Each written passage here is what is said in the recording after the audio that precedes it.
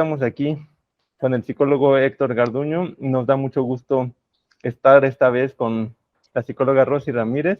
Bienvenida y muchísimo gusto también de recibirte aquí. Estamos como muy emocionados del tema también, que está muy cercano a las fiestas del Día de Muertos, y es un tema además que creo que a todos nos ha movido en algún momento por ahí, el tema de la muerte, de la tanatología y de la transición quizá también, pero justamente esperamos que en esta ocasión la psicóloga nos pueda pues expresar un poco mejor a qué se refiere esto de la tanatología y cómo la formación como psicóloga también está relacionada con esta formación en tanatología. Entonces, pues, muchas gracias y bienvenidos todos. Muchas gracias por la invitación. Muchas gracias, Rosy. Pues vamos a estar aquí pues preguntándote algunas cosas porque pues como dice Manuel, pues tenemos a lo mejor como la idea, ¿no? General de lo que hace un tanatólogo o una tanatóloga, pero pues igual, como lo hemos estado mencionando en las diferentes transmisiones, pues nos interesa un poco que nos platiquen los expertos en la práctica, pues realmente qué es lo que se hace, ¿no? Qué es lo que se vive, qué se necesita para ser un tanatólogo o una tanatóloga, ¿no? Entonces, pues aquí te vamos a estar pues preguntando muchas cosas, ¿vale? Muy bien. Y creo que lo primero siempre es, nos gustaría saber un poco más acerca de tu formación y de cómo escoges quizá también este camino de la tanatología y las vivencias que has tenido, porque al final también este espacio trata de ser eso, más bien experiencial. Entonces, si nos pudieras compartir un poco al respecto de tu formación y de todo este camino que llevas, te lo agradeceríamos mucho. Ok, bueno, pues antes que nada, muchas gracias por este espacio. Creo que es importante como conocer todas las vertientes, ¿no? Que hay dentro de la psicología, porque pues la psicología es una disciplina muy amplia y creo que esto a futuros psicólogos o quizá ya colegas que están ejerciendo, pues nos permite también ampliar un poquito más nuestro panorama acerca de la disciplina, ¿no? Entonces, los felicito también por este espacio para crear estas oportunidades de aprendizaje, de reflexión, de poder compartir, ¿no? De viva voz, pues desde nuestras áreas en las que nos desenvolvemos. Y entonces, bueno, retomando un poquito eso, mi formación es de la licenciatura en psicología, egresada de la UAM, pues ya hace algunos años, ¿verdad? Ya hace bastantitos años.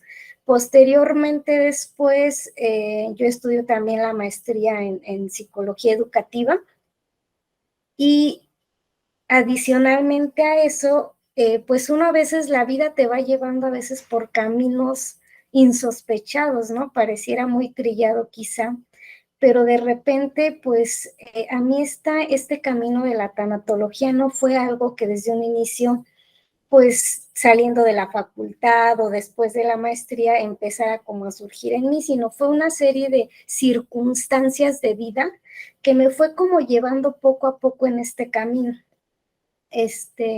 Aproximadamente en el 2017, un poquito antes, 2016, por ahí tuve una situación personal, familiar, pues que fue un poquito dura para mí, ¿no? La enfermedad de mi papá, una cuestión pues fuerte que, les digo, poco a poco la vida me fue llevando por ese camino. Yo ya en ese momento empezaba a tener como curiosidad por todo lo que es la psicología transpersonal, y esa otra parte también, ¿no? Que muchas veces desconocemos y nada más nos dejamos llevar como por la psicología así tan científica y demás. Entonces, un poquito me empezó a llamar la atención la psicología transpersonal y fue el camino por el cual yo llegué después a la tanatología, pero fue una cuestión fortuita, ¿no? Yo vi el programa de tanatología, de hecho, esta especialidad es tanatología humanista. Yo soy tanatóloga humanista porque hay muchas otras vertientes. También puede ser tanatólogo desde el budismo, desde otras áreas también. Entonces, creo que es importante aclarar esa parte de formación. En mi caso es tanatología humanista. Entonces, les cuento un poquito. en relación a esta parte familiar que me fue llevando. Yo tenía a mi papá enfermo de cáncer y demás, entonces uno de repente busca como ciertas herramientas, ¿no?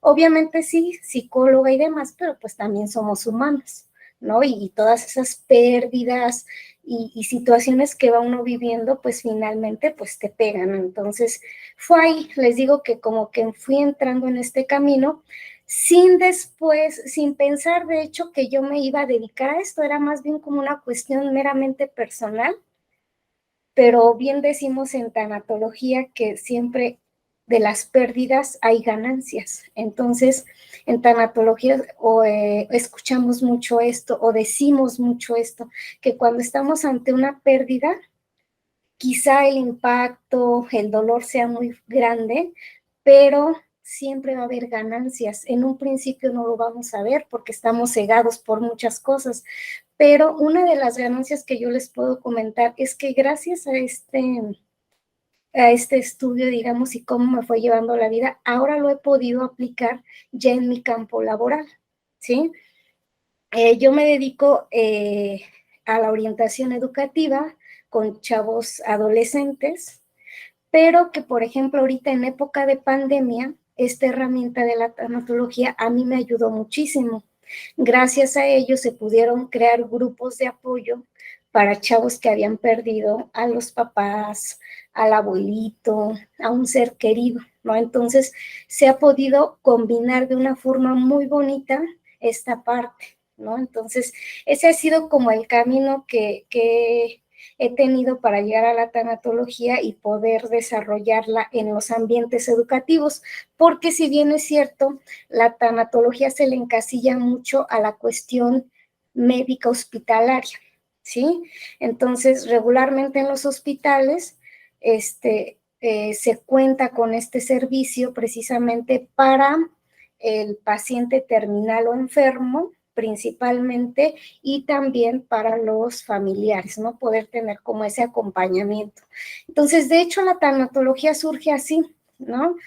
Una de las exponentes más importantes, Elizabeth Kubler-Ross, pues es la pionera precisamente de esta disciplina, donde ella inicia sus primeros estudios con enfermos terminales, y de ahí bueno, ella era médico, pero posteriormente ese acercamiento con sus pacientes le permite pues darse cuenta que aunque eran personas pues con enfermedades ya que no eran posibles de curar, pues tenían una emocionalidad, tenían esa necesidad de ser escuchados, y fue así como surge la tanatología.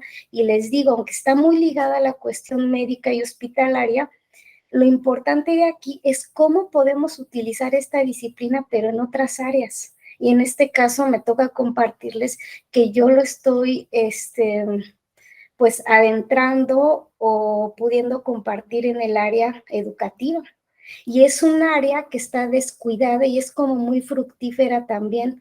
¿Por qué? Porque en México el tema de la muerte, a pesar, como decía el psicólogo Emanuel, en México tenemos estas tradiciones de Día de Muertos y es algo, digamos, bueno, pero aún todavía no se tiene como esa cultura de poder hablarlo abiertamente. Entonces, hay otros países que, por ejemplo, ya desde pequeñitos les empiezan como también a hablar acerca de estas cuestiones también de la muerte, poder verlo con naturalidad desde que son pequeñitos, ¿no? Entonces, creo que también en México hace falta como una cultura respecto a este tema, ¿no? Que quién en la vida no ha sufrido una pérdida. O sea, de los que estamos aquí, pues si les pido que levantemos la mano, seguramente los tres vamos a levantar la mano, y no necesariamente por muerte, ¿eh? Porque cuando hablamos de pérdidas hablamos de divorcios, pérdida de un trabajo, pérdida de la salud, pérdida de un proyecto de vida. O sea, son muchos tipos de pérdidas, ¿no?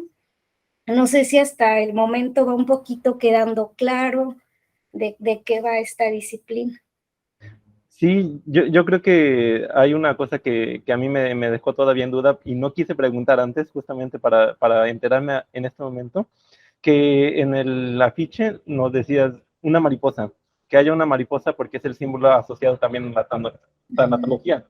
Esto me llama mucho la atención y sí me gustaría saber por qué la mariposa tiene que ver con la tanatología y también como cuál es el enfoque o el sentido de una tanatología humanista.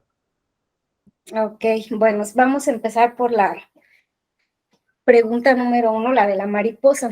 Efectivamente, se le ha ligado mucho a este símbolo porque en tanatología la mariposa se le, metafóricamente hablando, cuando la mariposa todavía está en su capullo, sufre esta transformación, ¿no? Para convertirse en mariposa y poder volar. Entonces, este proceso que vive la mariposa es una crisis. Y entonces en tanatología hablamos mucho de crisis también. Cuando nosotros estamos ante una pérdida, entramos en crisis, entramos ante cambios, ¿no? Un cambio radical de vida en cualquier tipo de pérdida que tengamos. Entonces, la mariposa ejemplifica muy bien este proceso de dolor, porque la mariposa, para ser mariposa, pasa por un proceso doloroso. No es algo sencillo, ¿no? Entonces, es metafóricamente hablando cómo este proceso doloroso lo vas a pasar, pero después te vas a poder liberar, ¿no? Entonces, se utiliza mucho para hablar en ese sentido figurado en tanatología, ¿sí? Y la segunda pregunta, ¿cuál era? Manuel, ¿me la repites, por favor? Sí, De gracias. humanista, ¿por Así es. qué? Ok, yo les decía que la tanatología se aborda desde muchas posturas, ¿no?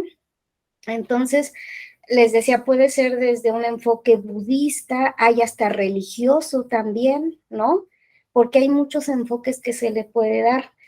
En este caso, yo les decía, mi formación es con un enfoque humanista porque se retoman las posturas de Carl Rogers y este enfoque centrado en la persona.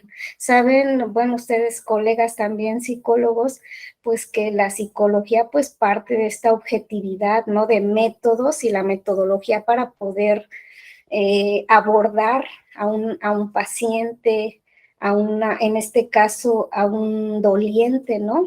O a una persona que ha sufrido una pérdida. Esas son las herramientas metodológicas y terapéuticas, por llamarlo de alguna forma, en que desde la tanatología humanista se va a abordar a una persona desde el humanismo. ¿Por qué? Porque precisamente desde estas teorías, pues ponen al sujeto, al individuo, a la persona, como con esas capacidades de ser es un ser sensible, con emocionalidad, que requiere todo nuestro respeto, toda nuestra empatía, y esas son las herramientas que se utilizan desde la teoría del enfoque centrado en la persona, pero además también retomamos cuestiones como la logoterapia. Sabemos que la logoterapia parte también o forma parte de esta corriente humanista, ¿no? Independientemente de ser empático con la persona, de que es una persona digna de respeto, de no emitir juicios y demás, está otra parte también de la logoterapia porque buscamos o se pretende que la persona pues encuentre ese sentido de vida a pesar de que está a lo mejor teniendo esta situación de dolor o de desesperanza, qué sé yo. Entonces, son como las teorías desde el humanismo, desde donde podemos abordar una situación como esta de pérdida. Oye, Rosy, está bastante interesante. A mí me gustaría, bueno, no sé, profundizar un poco más. Yo tenía a lo mejor, te digo, pues precisamente para eso estamos aquí, para conocer un poquito más del trabajo que hacen. Yo tenía a lo mejor como que la idea que el tanatólogo trabajaba a lo mejor con las personas que habían tenido o que estaban por tener una pérdida, ¿no? Y ahorita a lo mejor esto que estabas comentando también sí me gustaría saber un poquito más, ¿no? Que esto que dices, ¿no? Trabajamos también con personas, que no, a lo mejor no tienen salud, ¿no? Por ejemplo, ¿no? ¿Cómo es el trabajo que se hace a lo mejor con familiares y con las personas que están en ese proceso? Es distinto, me imagino, pero me gustaría que a lo mejor ampliaras un poquito más qué se hace con cada uno, ¿no? Ahorita ya nos decías con esto de la logoterapia, es como encontrar un sentido, ¿no? A lo mejor a la persona que tiene, pues, la enfermedad. Pero igual, no sé, me gustaría que ampliaras un poquito más eso, ¿no? Como para quienes no sabemos mucho, pues conocer un poquito más sobre eso, ¿no? Así es. Sí, como les decía, cuando surge la tanatología, pues la esencia básicamente pues es en esta cuestión de enfermos terminales. Digamos que ahí es el inicio, ¿no? De la disciplina y pues se basaba más en esta parte de atender al enfermo terminal y también a la vez atender a los dolientes, a los familiares, ¿no? En este caso, pues con las personas que están, por ejemplo, atravesando un proceso de enfermedad o que han perdido la salud, pues y cuando ya pues es evidente que hay un diagnóstico real, pues de que ya no va a haber cura y demás, se va trabajando con estas personas asuntos inconclusos, así se le llama en tanatología, situaciones que a lo mejor el enfermo, por poner un ejemplo para que sea todavía un poquito más entendible, de repente hay muchos problemas a nivel familiar, que de repente a lo mejor un papá esté enojado con los hijos, pero ya está en este proceso final de su vida. Entonces, todas esas situaciones se les denominan asuntos inconclusos. Entonces, el paciente tiene que quedar en paz, ¿no? Para poder así tener una muerte en paz, ¿no? Y que se vaya lo más tranquilo posible. Si a lo mejor tenía una rencilla por ahí con un hermano, con la esposa, poder, tratar estos asuntos para que su muerte también sea más tranquila. Si han escuchado, por ejemplo, muchas veces decir que a las personas les cuesta mucho trabajo a veces morir, ¿no? Entonces su agonía es muy larga. Y muchas veces esto se combina porque hay ciertas situaciones a nivel personal que no han resuelto. Entonces hay asuntos pendientes que todavía tienen que resolver y ahí es donde entra el trabajo del tanatólogo o la tanatóloga. Ayudar, se le conoce como ayudar a bien morir. Es como el lema también del tanatólogo, ayudar a bien morir, para que esa trascendencia de la vida, de eso que la persona pueda, también se trabaja mucho la aceptación, porque bueno, o sea, ahorita lo platicamos y lo decimos, pero aceptar un diagnóstico, aceptar que ya no vas a estar, o sea, no es algo sencillo, ¿no? Entonces se tienen que trabajar estos procesos de aceptación, de poder pues, no sé, la reconciliación, el perdón también es otra de las áreas que se tiene que abordar bastante en este caso que estamos platicando. Por otro lado, ¿qué se hace con los dolientes o con los familiares? De igual forma, cuando ya está la pérdida, que ya está, por ejemplo, su ser querido ya falleció, bueno, se empieza un proceso con esa persona porque va a atravesar por un duelo, que es importante aclarar que el duelo es un proceso psicológico natural. Para empezar, creo que es importante aclarar esa parte de duelo es algo, un proceso natural. Esa parte que tiene el ser humano, que pone en marcha para poder tolerar, por llamarlo de alguna forma, esa pérdida. ¿Sí? Entonces, cuando uno atraviesa un duelo, va a haber tristeza, va a haber enojo, va a haber es que porque a mí me pasó esto, pero es que no se vale, es que yo no me lo merecía, me enojo, o sea, vamos a pasar ciertas etapas del duelo, ¿sí? Pero este es un proceso natural. Hay duelos sanos y duelos patológicos. No hay un tiempo como tal para medir cuánto dura un duelo, porque un duelo es algo singular, es algo particular y cada persona lo va a vivir, experimentar de distinta forma. No podríamos encasillar y decir, hay muchos autores que dicen que dura 2 años, 3 años más o menos, un duelo normal, natural, pero ya se vuelve patológico precisamente cuando hay ciertas conductas que ya no están dejando ser a la persona o vivir ese duelo que como cualquiera lo podría experimentar, ¿no? Que ya vienen a lo mejor trastornos de sueño, ideas suicidas, situaciones que ya requieren también un abordaje distinto. Entonces, creo que es importante también aclarar esa parte. Ok, pues, bastante interesante. No sé Emanuel. si con eso como que queda un poquito más claro o requieren más. Sí, no, bastante claro y la verdad es que te digo, yo tenía como muchas ideas, ¿no? Y ahorita como que nos estás aclarando, digo, evidentemente, híjole, se tiene que profundizar más y más, ¿no? Seguramente ya en otra ocasión te estaremos preguntando un poquito más, ¿no? Pero ahorita digo, sí nos estás como aclarando esto, ¿no? De qué haces, qué es el trabajo del tanatólogo, de la tanatóloga con las diferentes personas, ¿no? Emanuel, ¿querías comentar algo? Sí, creo que está bien interesante esto, justamente que puedo trabajar con la persona que está en el proceso, que quizá es un proceso terminal y demás, y puedo trabajar también con la familia, porque al final todos también necesitan ese apoyo de alguna manera. Y eso también me surge la pregunta como profesionista, ¿qué implica para ti como psicóloga el acompañar ese tipo de duelos? Porque, pues, en mi caso personal, mis duelos son bien, igual no son como muy intensos y yo conozco mi forma de vivir mis duelos. Entonces, el acompañar el duelo de otra persona como de una forma como tan de cerca, ¿qué implica para el psicólogo? ¿Qué herramientas necesitas o cómo haces tú para acompañar este tipo de procesos? Sí, creo que es una pregunta muy interesante, porque yo les decía, retomando esta postura del humanismo, precisamente hay que estar en un trabajo constante, personal, ¿no? Porque sí, no es algo tan sencillo de poder abordar, pero como yo les decía, las herramientas con las que contamos, pues es esa parte de también ser congruente. ¿Qué te está diciendo, no? Esa parte que decimos en psicología, transferencia y contratransferencia.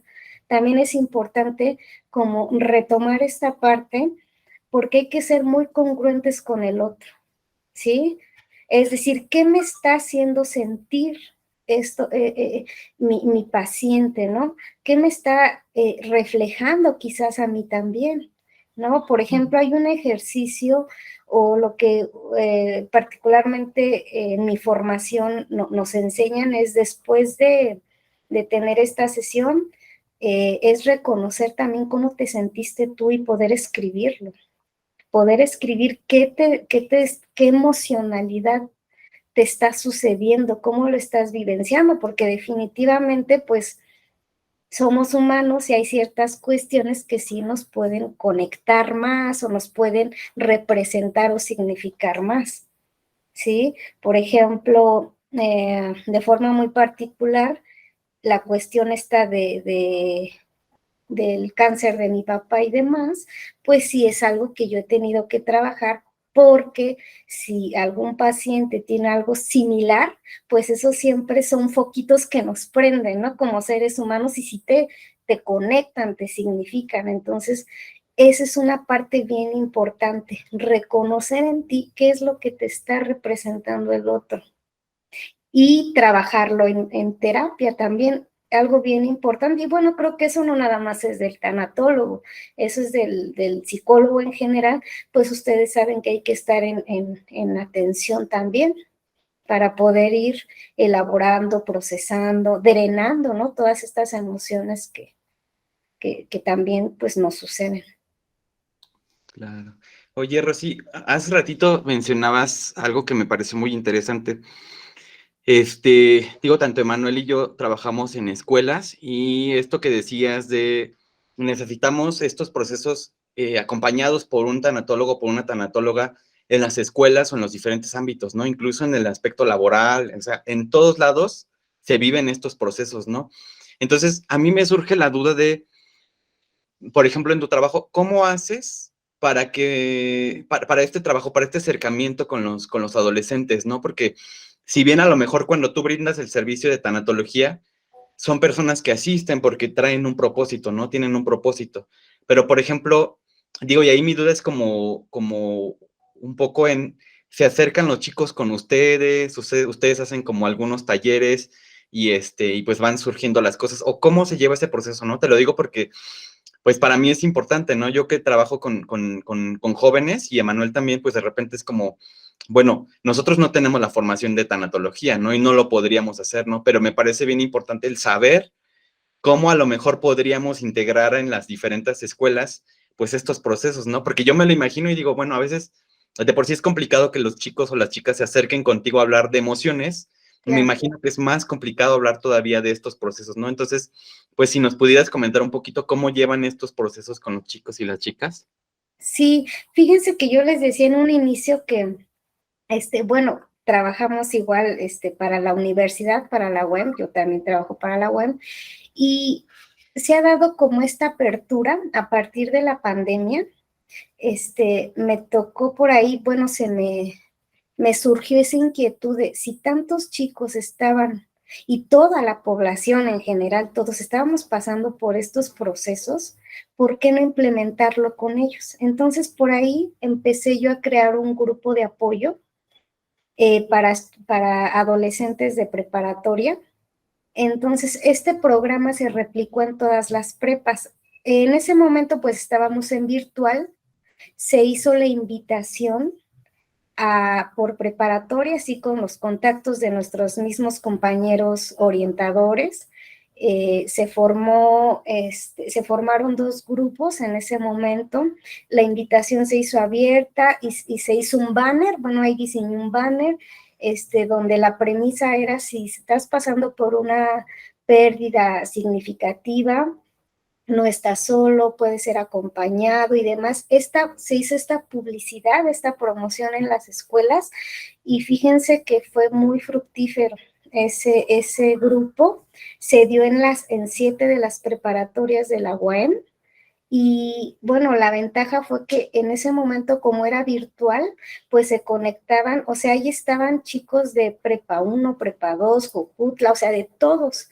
Entonces también hubo un intercambio, ¿no? El grupo de apoyo fue realmente algo muy, les decía, muy fructífero, pero creo que también esta parte de que los chicos se sintieran acompañados, ¿no? Y ese era también uno de los objetivos, que ellos tuvieran un espacio para poder expresar sus emociones, un espacio seguro donde no iban a ser juzgados, donde ustedes saben que esta parte del trabajo grupal, como se trabaja por poblaciones, digamos, de grupos de edades con características que pues sean similares, en este caso, pues lo similar eran que habían tenido una pérdida. Entonces, el grupo de apoyo te permite identificarte con el otro, ¿no?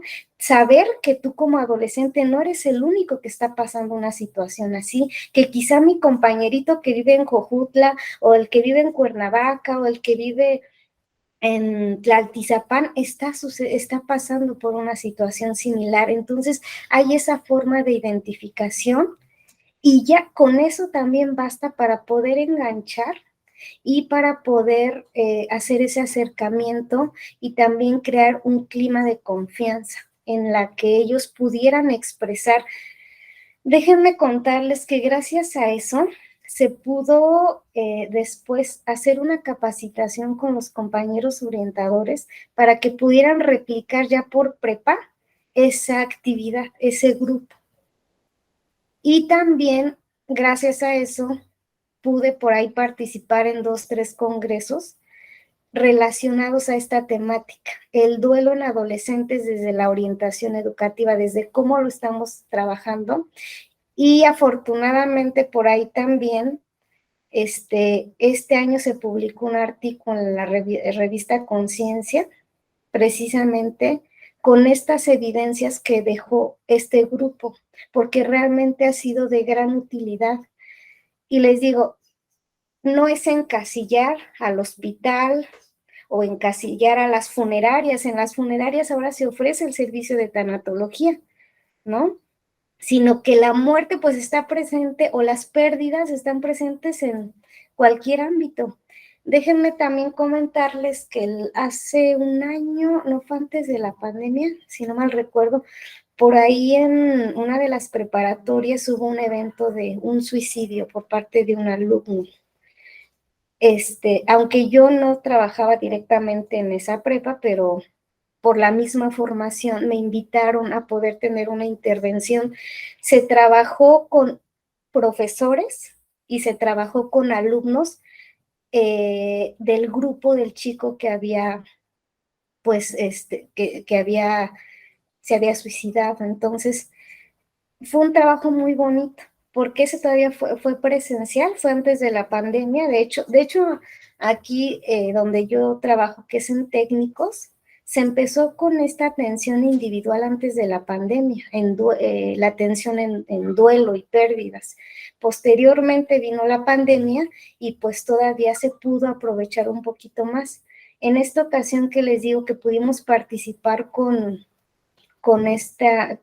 esta situación, los profesores y los alumnos, todos los que habían convivido y demás, y se hizo una actividad que dejó pues tranquilos a sus compañeros, porque fue obviamente una muerte inesperada. Es también ahí otro punto a tratar, ¿no? Cada duelo es distinto dependiendo también del impacto que tenga una muerte. Si estamos hablando de muerte, hay muertes esperadas, pero hay muertes como son accidentes, suicidio, que es algo inesperado y a la persona, a los familiares, a los amigos, pues los trastoca, pues en dimensiones más complicadas todavía, ¿no?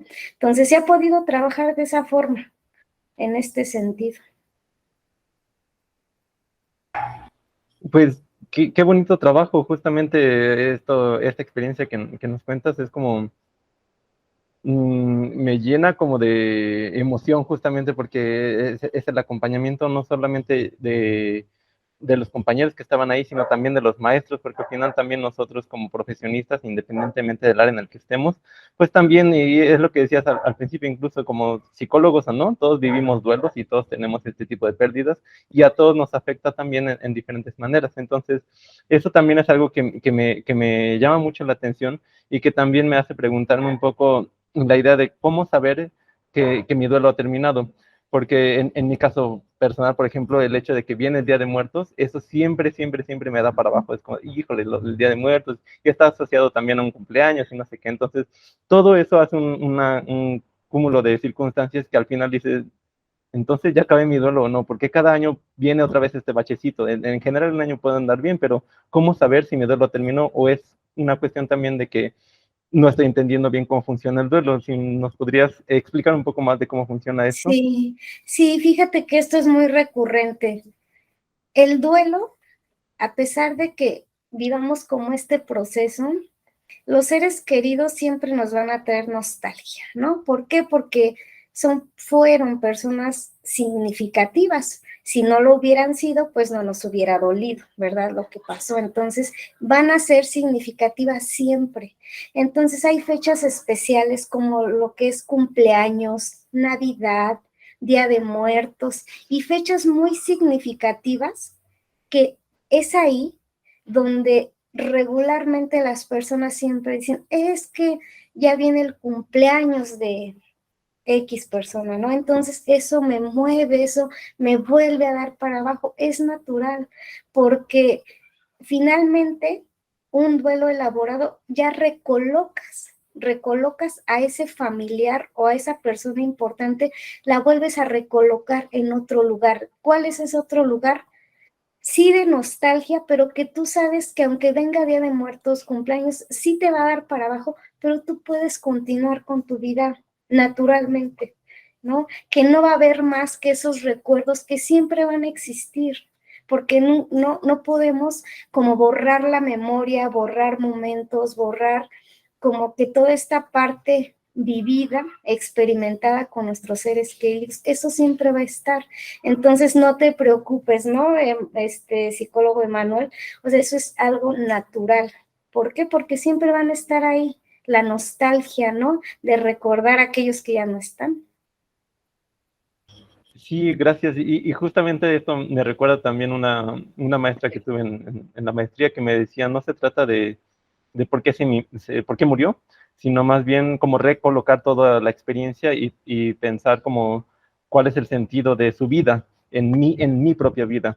Y eso también Exacto. ayuda como a reconsiderar toda la situación y a decir, bueno, pues sí se murió, pero todo lo que está vivo se muere, eso iba a pasar tarde o temprano. Entonces, esa vida que ya no está aquí ahora y que además no necesariamente, decíamos, no necesariamente es un ser humano, puede ser una cosa, un pérdida de trabajo y eso, pero también pueden ser los animales, que también los vínculos que se crean con los animales pueden ser muy, muy profundos, y entonces, como, mi perrito, y pues sí, se murió y duele mucho, y entonces reconsiderar quizá la experiencia en ese sentido de qué aportó a mi vida esta vida que ya se fue, me ayudó también como a pasar como ese bache en ese momento y decir, sí es cierto, la muerte pudo haber sido en cualquier otra circunstancia, el punto es que la muerte es parte de la vida y que ahora esta vida se integra como la mía también en ese sentido como más positivo quizá. Sí. No sé si Juan Carlos, que nos está escuchando, también tiene algún comentario que quisiera hacer.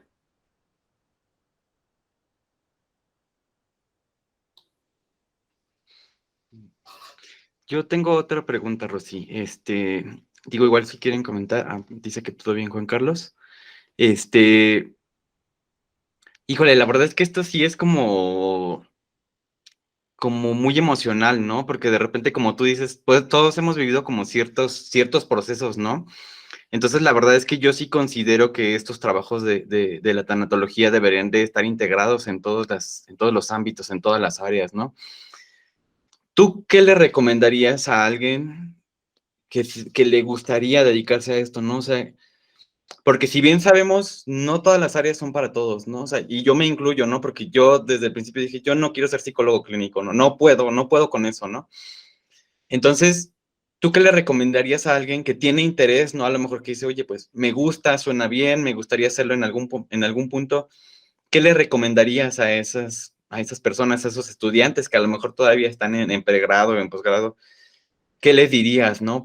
Como para elegir, porque esto es como una elección a final de cuentas, no solo de una carrera, de una disciplina, de un área, sino que también es un estilo de vida, ¿no? Que como tú decías hace rato, también me afecta, ¿no? Y también tengo que ver cómo lo proceso, ¿no? Entonces, ¿qué les recomendarías a esas personas que se quieren integrar a lo mejor a esta área? Pues tiene que ver mucho con la parte, obviamente, es como yo lo veo así como la medicina también, que es la vocación. Yo Ujú. siento que sí debe de haber como mucho esa sensibilidad por el otro, ¿no? Como bien lo dice Héctor, no todo es para todo, ¿no? O sea, y no todos somos para todas las áreas, porque como decimos, la psicología pues es muy amplia. Y finalmente creo que sí hay que tener como ese tacto, como esa empatía, como ese gusto también por la cuestión de, no religiosamente hablando, y eso sí lo quiero dejar muy claro porque tiende a confundirse, esta parte de trabajar también como en ti, es como también mucho trabajo personal, de conectarte contigo, de poder conectar con, digamos, hasta un punto espiritual también, ¿no? De alguna forma, pero no confundirnos con religión, ¿no? Religión es otra cosa y espiritualidad lo podemos entender cada uno desde nuestro nivel de creencias que tengamos, ¿no?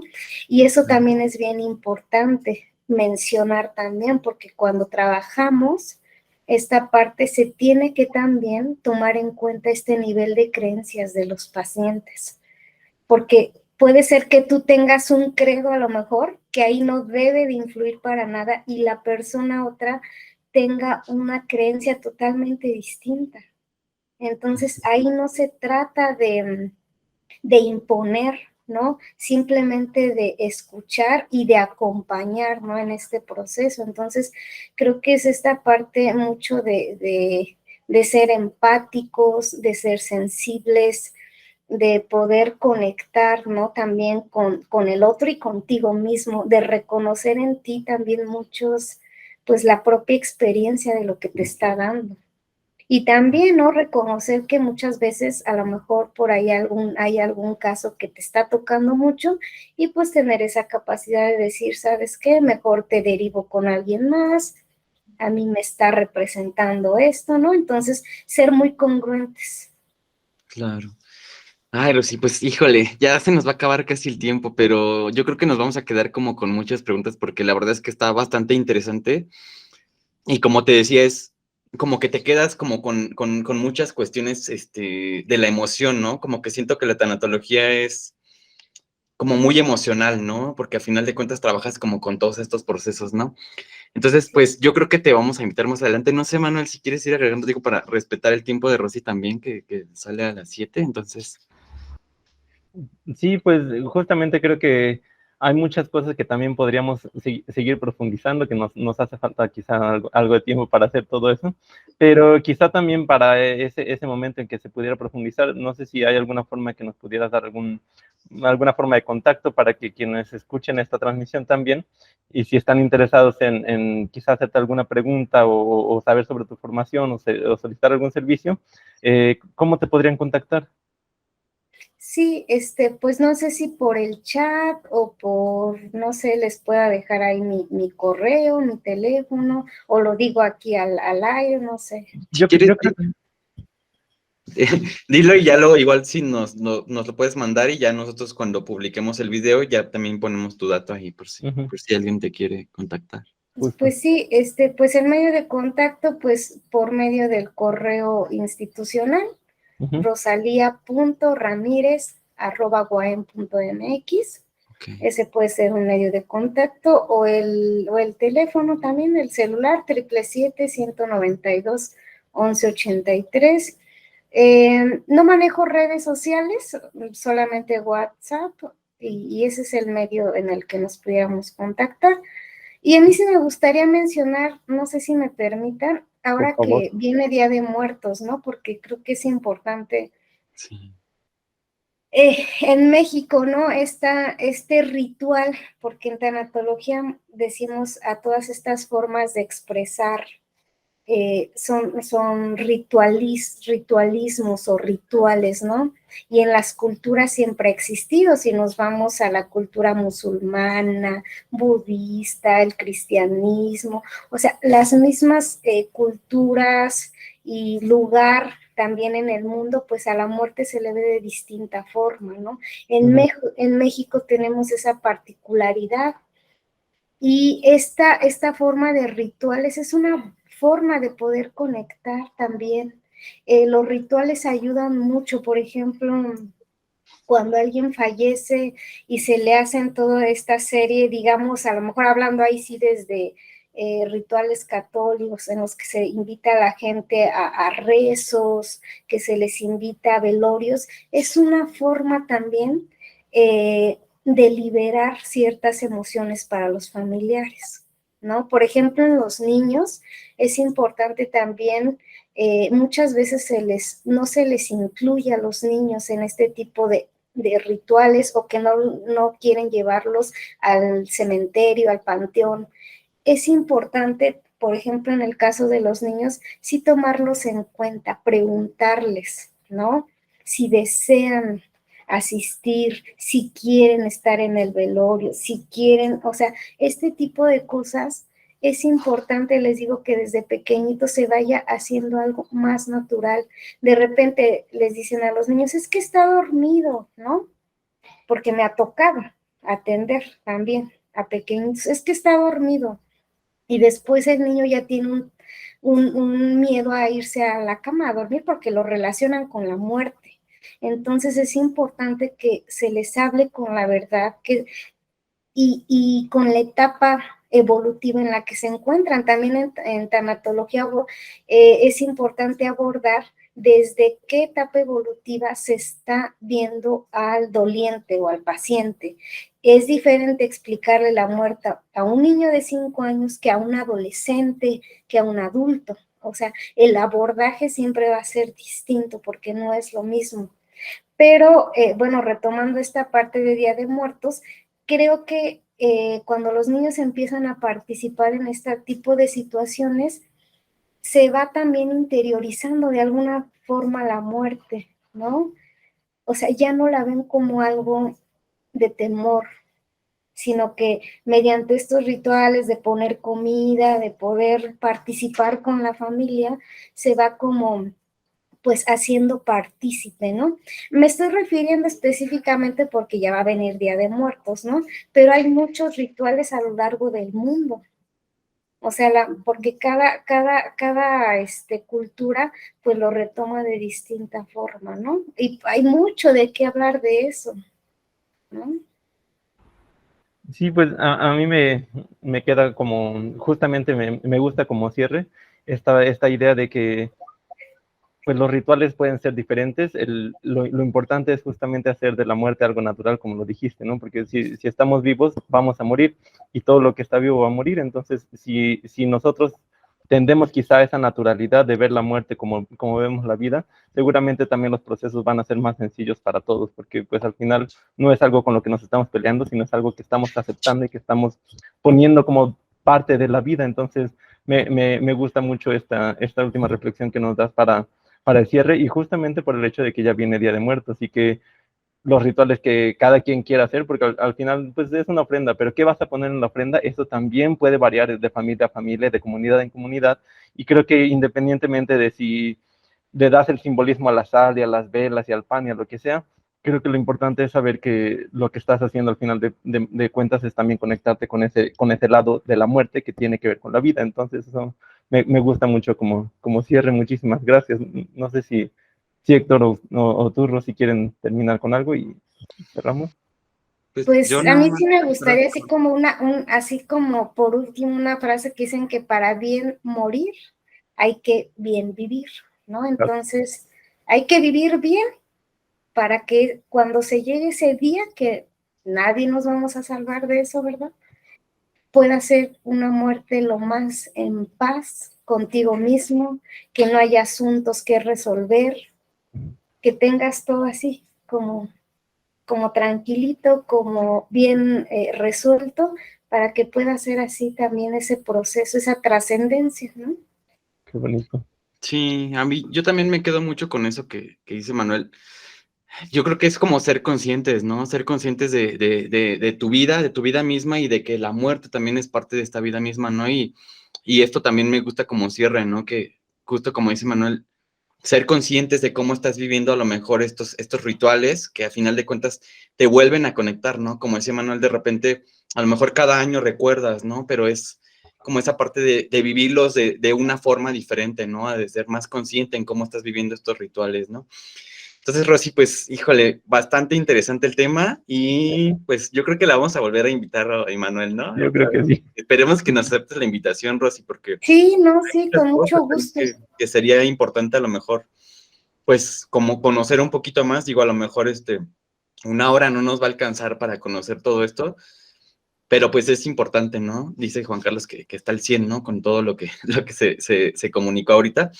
Y pues muchas gracias, Rosy, pues por toda la información, por el tiempo que nos estuviste dando, y pues por estarnos platicando aquí esto que sabes hacer, ¿no? Sí, no, pues muchas gracias. Una disculpa ahí por las fallas técnicas de un inicio, pero bueno, finalmente creo que la esencia, creo que quedó plasmada, ¿no? En esta charla que pudimos tener. Quizá no se abordaron todos los puntos porque pues es muy amplio como todo, pero quizá a lo mejor sembramos por ahí una espinita, ¿no? Para poder seguir abordando estos temas tan interesantes. Que así sea. Sí, pues muchísimas gracias y buena noche. Seguimos en contacto por aquí. Muchas gracias, hasta luego. Gracias, hasta luego, Bye. bye.